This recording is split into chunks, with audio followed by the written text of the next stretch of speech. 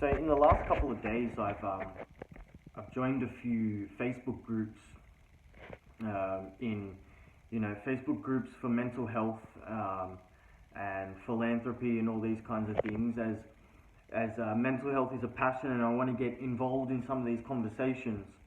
And these groups tend to be a sort of a platform for people who are suffering, I guess. I've seen a lot of people who comment on these Facebook groups, and they ask different kinds of questions, and I guess it's a place where they can ask questions without feeling judged, because the Facebook group is made specifically for people who are suffering. It's specifically made for mental health or depression or anxiety or all these kinds of things. So people tend to feel pretty comfortable enough to ask questions and be honest on these things, and in the hope that people are going to give them some sort of feedback, and in a non-judgmental way especially.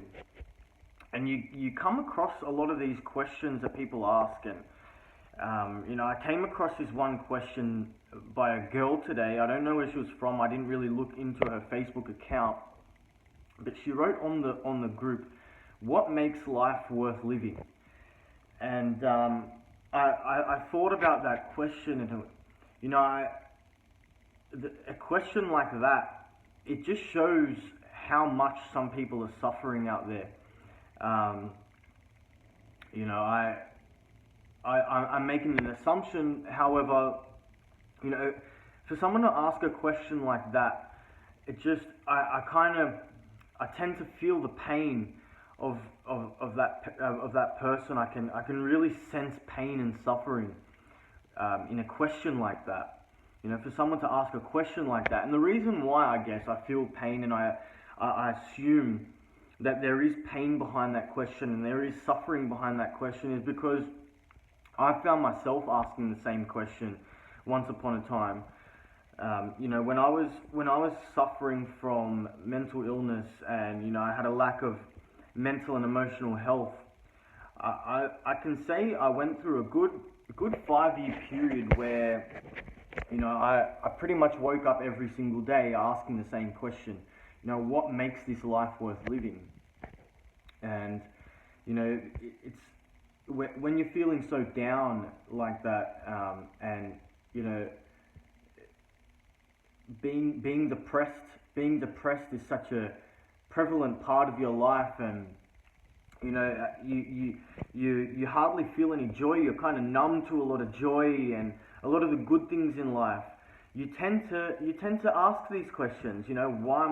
What is the point of all this? If I'm just going to wake up every day, if I hate my job, or if I hate, I hate the way I feel, and I hate myself, and I have a lack of self-esteem, and I have no confidence. And you do wake up every day, and you ask the question, what is the point of this? Because even when you're in a good state of mind, regardless, life is hard enough as it is. And when you're to make matters more complicated, when you're in a negative state of mind, it just makes life so much harder.